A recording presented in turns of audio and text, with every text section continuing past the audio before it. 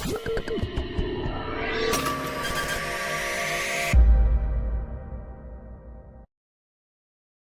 Children, இப்போ பார்க்க போகிற வீடியோ உங்களுக்கு பிடிச்சிருந்ததுன்னா லைக் பண்ணுங்கள், ஷேர் பண்ணுங்கள், கமெண்ட் பண்ணுங்கள், மறக்காமல் hype hello children, welcome back to our channel trending Abi. நம்ம வந்து CBSE maths grade 8 NCERT syllabus தான் பார்த்துட்ருக்கோம். நம்ம வந்து இன்னைக்கு Ganita Prakash part 2 chapter 3 proportional reasoning 2 தான் பார்க்க போகிறோம். கொஸ்டின் நம்பர் 7 பார்க்கலாம். It takes 6 hours to fill 2 tanks of the same size with a pump. How long will it take to fill 5 such tanks with the same pump அப்படின்னு கொடுத்துருக்காங்க.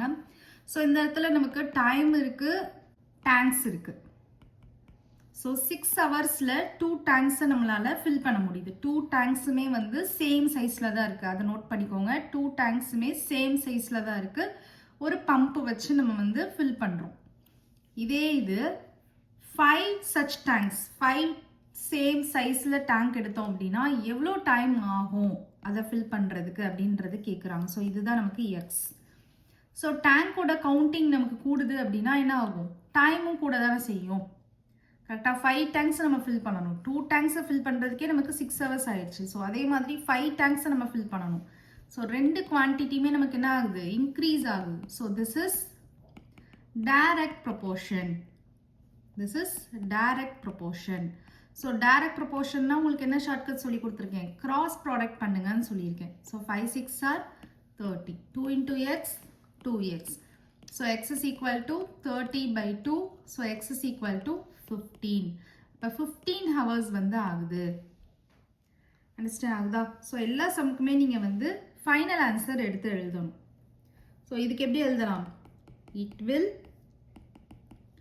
take 15 hours to fill 5 such tanks with the same pump. With the same pump. Okay va? Understand ஆகுதா? Okay. Next நம்ம question number 8 பார்க்கலாம். Question number 8 பாருங்க. A given set of chairs are arranged in 25 rows. எத்தனை சேர்ஸ்ன்னு நமக்கு சொல்லலை, but கொடுத்துருக்கிற set of சேர்ஸை வந்து 25 ரோஸில் நம்ம அரேஞ்ச் பண்ணுறோம். With 12 chairs in each row. So இந்த இடத்துல ரோ இருக்குது, சேர் இருக்குது. ரோ இருக்குது, சேர் இருக்குது. 25 ரோஸில் வந்து சேர்ஸ் அரேஞ்ச் பண்ணுறோம். அதில் 12 வந்து ஒரு ரோலையும் வச்சு அரேஞ்ச் பண்ணுறோம். ஈச் ரோவில் 12 சேர்ஸ் வச்சு அரேஞ்ச் பண்ணுறோம். அந்த மாதிரி 25 ரோஸ் வந்து அரேஞ்ச் பண்ணுறோம். If the chairs are rearranged, chairs எல்லாம் rearrange பண்ணுறோம். எந்த மாதிரி rearrange பண்ணுறோன்னா with 20 chairs in each row. 20 chairs வந்து ஒரு ரோவில் வச்சு அரேஞ்ச் பண்ணுறோம். அப்போ how many rows does this new arrangement have? அப்போ எத்தனை ரோஸ் நமக்கு வரும் அப்படின்னு கேட்டிருக்காங்க. அண்டர்ஸ்டாண்ட் ஆகுதா? ஸோ இந்த இடத்துல டோட்டல் நம்பர் ஆஃப் சேர்ஸ் வந்து நமக்கு எவ்வளோன்னு தெரியாது, பட் அது தேவையும் இல்லை நமக்கு அவங்க கேட்டிருக்கிற கொஸ்டினுக்கு. ஜஸ்ட் ஒரு கிவன் செட் ஆஃப் சேர்ஸை வந்து 25 ரோஸில் நம்ம அரேஞ்ச் பண்ணுறோம். 25 ரோஸில் அரேஞ்ச் பண்ணுறப்ப ஒரு ரோலையும் எத்தனை சேர்ஸ் வைக்கிறோம்? 12 சேர்ஸ் வைக்கிறோம். இப்போது ஒரு ரோலையும் நான் 20 சேர்ஸ் வைக்கிறேன் அப்படின்னா எனக்கு எத்தனை ரோ வரும் அப்படின்றது கேட்குறாங்க. ஸோ ஒரு ரோலையும் நான் அதிகமான சேர்ஸ் வைக்கிறப்போ ரோஸ் வந்து எனக்கு கம்மியாயிருமா? உங்களால் அண்டர்ஸ்டாண்ட் பண்ண முடியுதா? சேர்ஸ் ஒரு ரோலையும் ஈச் ரோலையும் சேர்ஸோட கவுண்டிங்கை நான் அதிகமாக்கினேன் அப்படின்னா எனக்கு அந்த ரோவோட கவுண்டிங் என்ன ஆயிரும்? கம்மியாயிரும். ஸோ ஒரு குவான்டிட்டி இன்க்ரீஸ் ஆகுது, ஒரு குவான்டிட்டி டிக்ரீஸ் ஆகுது. This is inner proportion. Inverse proportion.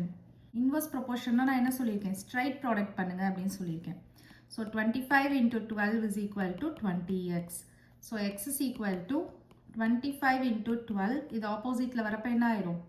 டினாமினேட்டரில் போயிடும். ஸோ இதை நீங்கள் கேன்சல் பண்ணுங்கள். 6 2s are 12, 10 2s are 20, 3 2s are 6, 5 2s are 10, 1 5 is 5, 5 5s are 25. So 5 3s are 15. இப்போ எக்ஸ் வந்து நமக்கு 15. ஸோ அப்போ நம்ம என்ன ஆன்சர் பண்ணணும்? If there are 20 chairs, final answer எடுத்து எழுதிருங்க. If there are 20 chairs in each row, this new arrangement will have how many rows? 15 rows. ஓகேவா? அந்த 15 அப்படின்றது இங்கே என்னது? ரோஸ். அண்டர்ஸ்டாண்ட் ஆகுதா? If there are 20 chairs in each row, this new arrangement will have 15 rows. Understand ஆகுதா? Question number 9 பார்க்கலாம். A school has 8 periods a day, each of 45 minutes duration. How long is each period if the school has 9 periods a day, assuming that the number of school hours per day stays the same அப்படின்னு சொல்லியிருக்காங்க. So இந்த இடத்துல நமக்கு periods இருக்கு, time இருக்கு. ஓகேவா? So இப்போ ஒரு நாளைக்கு 8 பீரியட்ஸ் இருக்கு அப்படின்னா ஒரு பீரியடும் 45 மினிட்ஸ் வந்து டைம் இருக்கு, டைம் டியூரேஷன். ஓகேவா?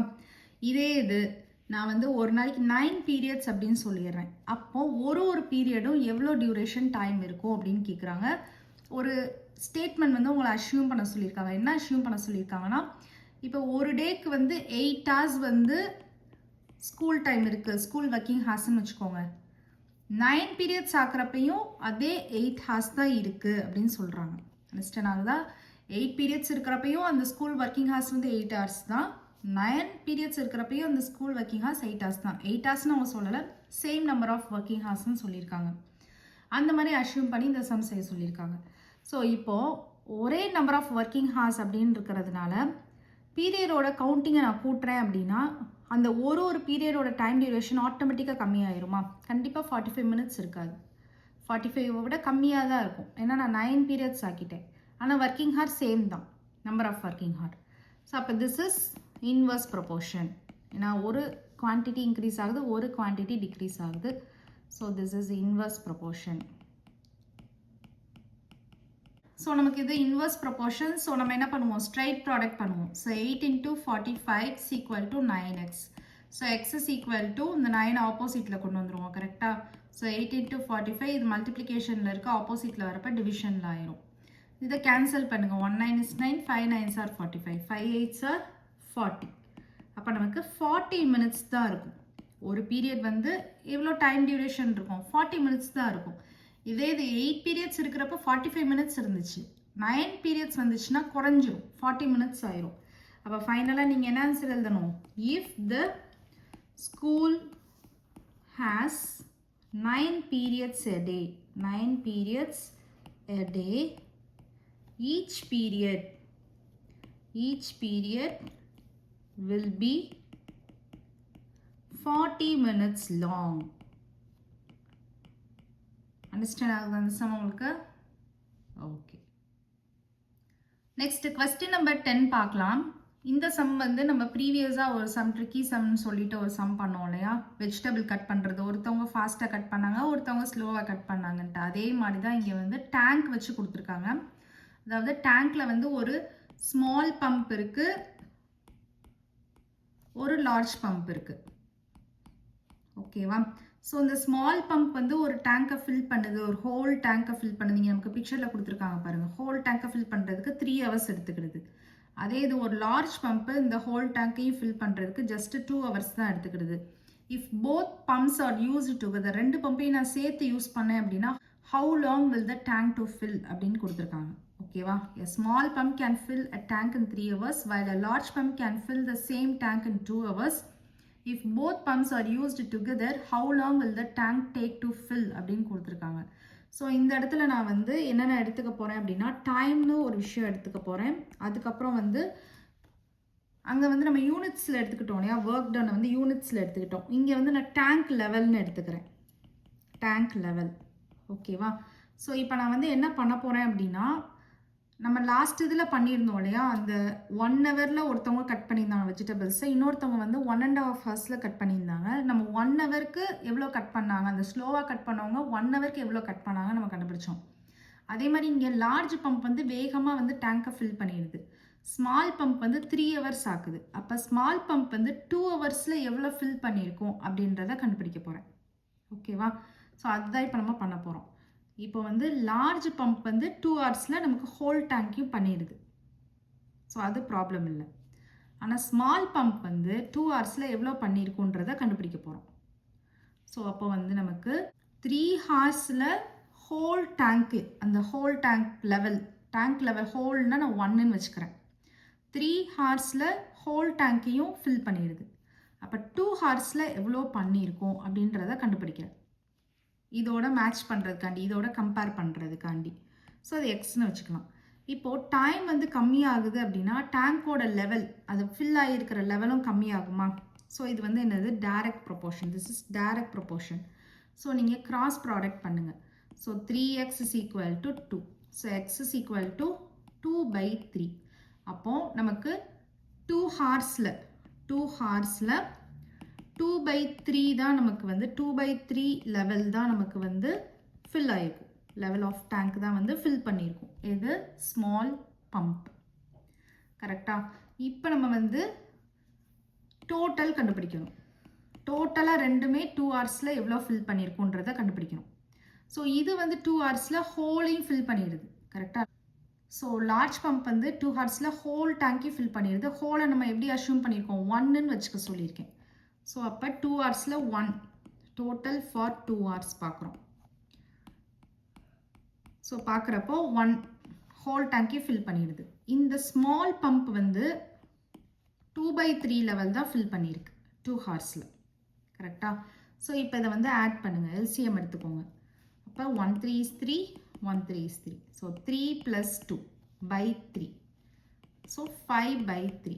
அப்போ 2 ஹார்ஸில் ரெண்டுமே சேர்ந்து 5/3 லெவல் ஆஃப் டேங்க் தான் வந்து ஃபில் பண்ணியிருக்கு. நமக்கு என்ன வேணும்? ஹோல் டேங்க்கையும் சேர்ந்து ரெண்டு பம்புமே, லார்ஜ் பம்ப் ஸ்மால் பம்பையும் சேர்த்து ஒர்க் பண்ண வச்சோன்னா எவ்வளோ லெவல் ஆஃப் டேங்க் வந்து ஃபில் ஆகிருக்கும்னு. நமக்கு இந்த இடத்துல 5/3 அப்படின்றது 1க்கு மேலே போயிடுது. ஹோல் டேங்க்கை விட கீழே போயிடுது. ஓவர்ஃப்ளோ ஆகி கீழே விழுக ஆரம்பிச்சிடும் ஆக்சுவலி தண்ணி வந்து. கரெக்டாக? நமக்கு வந்து ஹோல் டேங்க் தான் வேணும். So for whole tank, for ஃபில்லிங்னு கூட போட்டுக்கோங்க. For filling whole tank together அப்படின்னு போட்டுட்டு இப்போ நீங்கள் என்ன பண்ணணும் அப்படின்னா 5/3 லெவல் ஆஃப் டேங்க் வந்து ஃபில் பண்ணுறதுக்கு 2 ஹவர்ஸ் எடுத்துக்கிடுது. நமக்கு வந்து 1 ஹோல் டேங்க் தான் ஃபில் பண்ணணும். ஜஸ்ட் அந்த ஹோல் டேங்க் ஃபில் பண்ணணும். அப்போ எவ்வளோ டைம் எடுத்துக்குது அப்படின்றதான் பார்க்குறோம். இது வந்து லெவல், டேங்கோட லெவல் ஆஃப் டேங்க்கு. இது வந்து டைம். ஓகேவா? ஸோ இந்த இடத்துல டேங்கோட லெவல் கம்மியாகுது. கரெக்டாக? அப்போ டைம் வந்து என்ன ஆகும்? டைமும் கம்மியாகும். டேங்கோட லெவல், அதாவது 5/3ன்றது டேங்கை விடையும் வெளியே போயிடுது. 5 வந்து 3ஆல் டிவைட் பண்ணி பார்த்தீங்கன்னா 1 டேங்கை விடையும் வெளியே போயிடுது தண்ணி. நமக்கு வந்து ஜஸ்ட் அந்த ஹோல் டேங்க் ஃபில் ஆகிருக்கணும். ஹோல் டேங்க் ஃபில் ஆகிருக்கணும். அப்போ இந்த இடத்துல லெவல் ஆஃப் டேங்க் வந்து குறையுது. கரெக்டாக? குறையிறப்ப டைம் என்ன ஆகும்? குறையும். ஸோ இது வந்து டைரக்ட் ப்ரொபோர்ஷன். அப்போ நீங்கள் கிராஸ் ப்ராடக்ட் பண்ணணும். 5/3 × x is equal to 2. So x is equal to 2 × 3/5. இது ஆப்போசிட்டில் போகிறப்போ. ஸோ நமக்கு என்ன வரும்? x is equal to 6/5. So 6/5 அப்படின்றது என்னது? மினிட்ஸ். ஸோ இதை வந்து ஹவர்ஸில் கன்வெர்ட் பண்ணணும். 6/5 × 60 போடணும். So 1 5 is 5, 12 5s are 60, 12 6 are 72. So 72 மினிட்ஸ்ன்னு இருக்குது. ஸோ 72 மினிட்ஸில் எத்தனை ஹவர்ஸ் வரும்? 60 மினிட்ஸ் ஃபஸ்ட்டு தனியாக எடுத்துக்கோங்க, ப்ளஸ் 12 மினிட்ஸ். கரெக்டாக? ஸோ 60 மினிட்ஸ் வந்து 1 hour. So 1 hour 12 minutes the answer. Understand ஆகுதா? நெக்ஸ்ட் கொஸ்டின் நம்பர் 11 பார்க்கலாம். A factory requires 42 machines to produce a given number of toys in 63 days. How many machines are required to produce the same number of toys in 54 days? So உங்களுக்கு ஒரு picture கொடுத்துருக்காங்க பாருங்கள். Machine வந்து toys வந்து produce பண்ணுற மாதிரி. இப்போ இங்கே வந்து நமக்கு மிஷின்ஸும் டேஸும் இருக்குது. கரெக்டாக? ஸோ நமக்கு 42 மிஷின்ஸ் இருந்துச்சு அப்படின்னா நம்மளால் 63 டேஸில் கிவன் நம்பர் ஆஃப் டாய்ஸ் வந்து நம்மளால் ப்ரொடியூஸ் பண்ண முடியுது.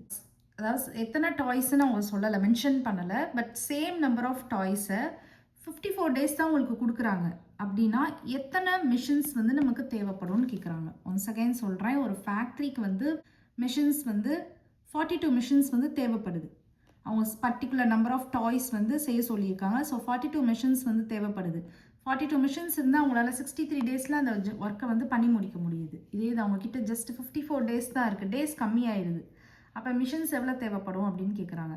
ஸோ டேஸ் கம்மியாயிடுச்சு அப்படின்னா நமக்கு நிறையா மிஷின்ஸ் இருந்தால் தானே நம்மளால் அவங்க கொடுத்துருக்கிற அந்த சேம் நம்பர் ஆஃப் டாய்ஸை செய்ய முடியும். ஸோ டேஸ் குறையிறப்ப ஆட்டோமேட்டிக்காக மிஷின்ஸோட நம்பர் வந்து கூடும். ஸோ இது வந்து என்னது, inverse proportion. This is inverse proportion, ஐபின்னு போடுறேன். ஸோ இதை நீங்கள் ஸ்ட்ரைட் ப்ராடக்ட் பண்ணிக்கோங்க. So 42 into 63 is equal to 54x.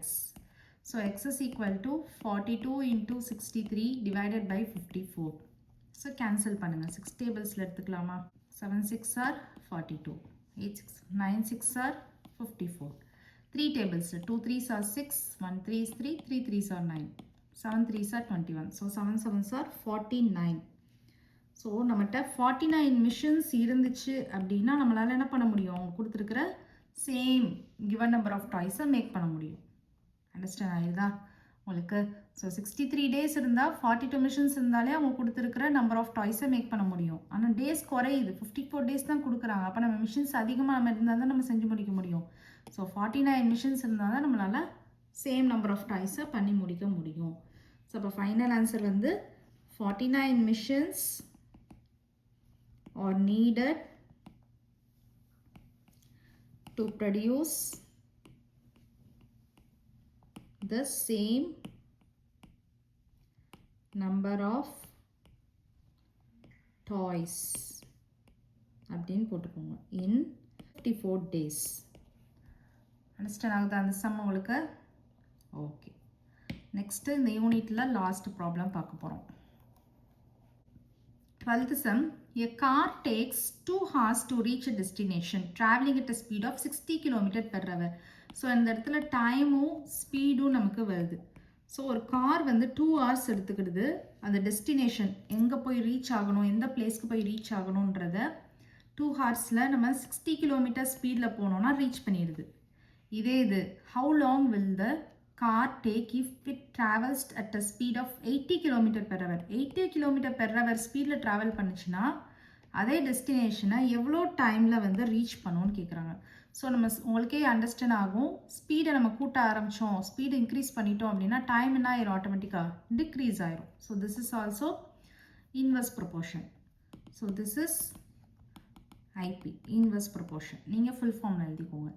So inverse ப்ரொபோர்ஷனாக என்ன பண்ணுவோம், ஸ்ட்ரைட் ப்ராடக்ட் பண்ணுவோம். So 2 into 60 is equal to 80x. So x is equal to 2 into 60 by 80. So 1 0 1 0 cut, 3 2s are 6, 4 2s are 8, 1 2 is 2, 2 2s are 4. So 3 by 2 வருது, கரெக்டா? So 3 by 2 அப்படின்றது நமக்கு என்னது, ஹவர்ஸில் கொடுத்துருக்காங்க.